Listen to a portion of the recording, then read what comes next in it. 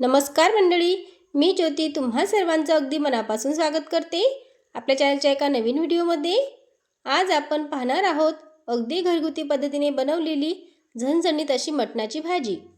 या 31 डिसेंबरला पार्टीसाठी काय खास बनवायचं असा प्रश्न पडला असेल तर ही गावाकडच्या अस्सल चवीची मटणाची भाजी एकदम परफेक्ट आहे। आजच्या व्हिडिओमध्ये मी तुम्हाला दाखवणार आहे घरगुती पारंपरिक आणि गावठी पद्धतीने बनवलेलं झणझणीत मटण, ज्याची चव एकदम जबरदस्त आहे। न्यू इयर इव्हेंटला हॉटेल किंवा बाहेरचं खाणं टाळून घरच्या घरी अगदी तरीदार अशी मटणाची भाजी तुम्ही एकदा नक्की ट्राय करा। मटण कुकरमध्ये कसं शिजवायचं, मसाला कसा परतायचा आणि रसा एकदम परफेक्ट कसा ठेवायचा हे सगळं मी आजच्या व्हिडिओमध्ये सांगितलेलं आहे। म्हणून व्हिडिओ जरासुद्धा स्किप न करता पूर्ण बघा। चला तर मग रेसिपीला सुरुवात करूया। इथे मी अर्धा किलो मटण स्वच्छ धुवून घेतलेलं आहे। आता हे मटण आपल्याला कुकरमध्ये शिजवायचं आहे। त्यासाठी कुकरमध्ये मी एक पळी तेल घातलं आणि त्यामध्ये आपल्याला 1 चम्मच हळद घालायची आहे। आणि आता यामध्ये आपल्याला मटण घालायचं आहे। त्यानंतर यामध्ये चवीनुसार मीठ घालायचं आणि हे व्यवस्थित मिक्स करून घ्यायचं आहे।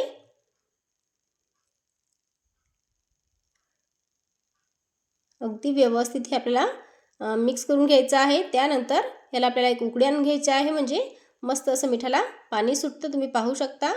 आणि अशा पद्धतीने उकळी आणून घेतल्याने पूर्ण मिठाचं पाणी हे या पिसांमध्ये आतपर्यंत पोहोचतं। त्यामुळे आपल्याला या मिठाच्या पाण्यामध्ये एक उकळी आणून घ्यायची। त्यानंतर यामध्ये आपल्याला गरम पाणी घालायचं आहे आणि मटण बुडेल एवढंच यामध्ये पाणी घालायचं। त्यानंतर याला सुद्धा आपल्याला मोठ्या गॅसवरती 1 ते 2 उकळी आणून घ्यायची आहे, झाकण न लावता। तुम्ही पाहू शकता मस्त अशी उकळी आलेली आहे। आता गॅसची फ्लेम मंद करायची आणि झाकण लावून आपल्याला 15 मिनिट हे मटण शिजवून घ्यायचं आहे। मंद गॅसवरती शिजवून घ्यायचं। आता शिट्टी झाली नाही झाली तरी काही हरकत नाही, अगदी 15 ते 20 मिनिटात मस्त असं आपलं मटण शिजून जातं। तुम्ही पाहू शकता अगदी 15 ते 20 मिनिटात मस्त असं मटण हे शिजलेलं आहे। आता आपण वाटणाची तयारी करूया।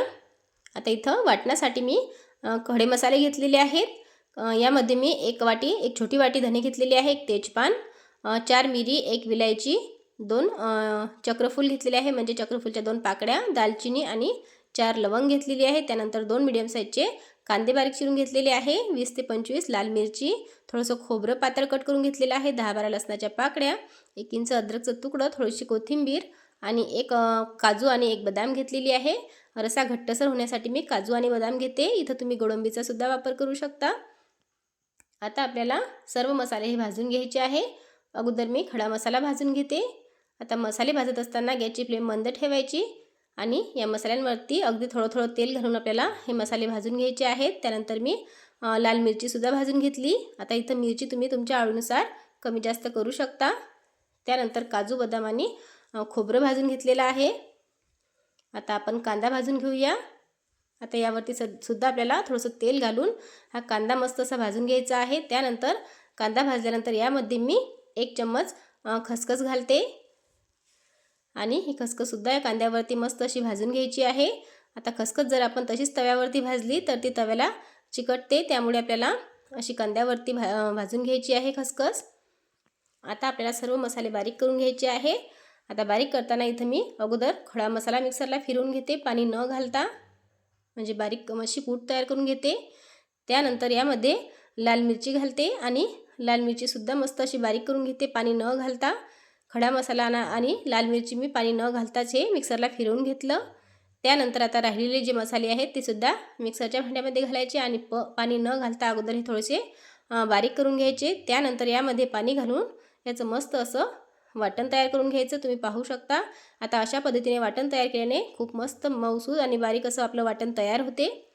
आता आपण फोडणी देऊया। आता कढईमध्ये मी 5 पळी तेल घातलेलं आहे। आता आपल्याला आपल्या भाजीला मस्त अशी तरी येण्यासाठी आपल्याला यामध्ये तेल थोडंसं शिल्लक घालायचं आहे।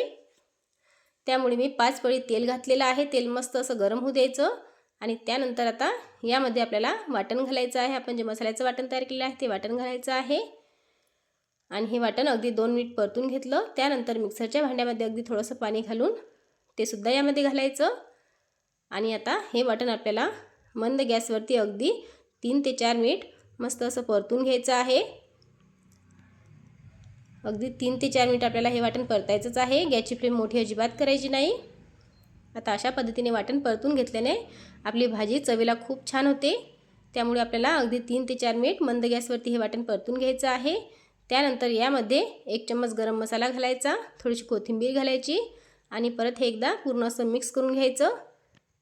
त्यानंतर यामध्ये आपल्याला शिजवलेलं मटण घालायचं आहे आणि आता या मसाल्यांमध्ये अगोदर हे मटण व्यवस्थित असं मिक्स करून घ्यायचं आहे. आता यामध्ये आपल्याला पाणी घालायचं आहे. इथं मी गरम पाणी घालते. आता जास्त घट्टही नाही आणि जास्त पातळही नाही असा आपल्याला याचा रस्सा बनवून घ्यायचा आहे. त्यानंतर आता यामध्ये आपल्याला चवीनुसार मीठ घालायचं आहे, कोथिंबीर घालायची आहे आणि आता या भाजीला आपल्याला मोठ्या गॅसवरती 1 ते 2 उकळी आणून घ्यायची आहे. मोठ्या गॅसवरती तुम्ही पाहू शकता अगदी पटकन अशी उकळी आलेली आहे, कारण आपण यामध्ये गरम पाणी घातलेलं होतं. त्यानंतर परत गॅसची फ्लेम मंद करायची आणि मंद गॅसवरती अगदी 2 ते 3 मिनिट आपल्याला या भाजीला उकळी आणून घ्यायची आहे. त्यानंतर गॅस बंद करायचा आणि तुम्ही पाहू शकता खूप मस्त झणझणीत अशी आपली मटणाची भाजी तयार झालेली आहे. तरी खूप छान आलेली आहे. तर मंडळी, या 31 डिसेंबरला माझ्या या पद्धतीने मटणाची भाजी तुम्ही नक्की ट्राय करा. चवीला खूप छान होते. ही भाजी गरमागरम ज्वारीच्या भाकरीसोबत खूप छान लागते. पण आज माझ्याकडे ज्वारीचं पीठ नसल्यामुळे मी पोळीच बनवलेली आहे आणि खूप मस्त तरीदार अशी आपली मटणाची भाजी तयार झालेली आहे. तर मंडळी, तुम्हाला माझी आजची ही रेसिपी कशी वाटली मला कमेंट करून नक्की सांगा.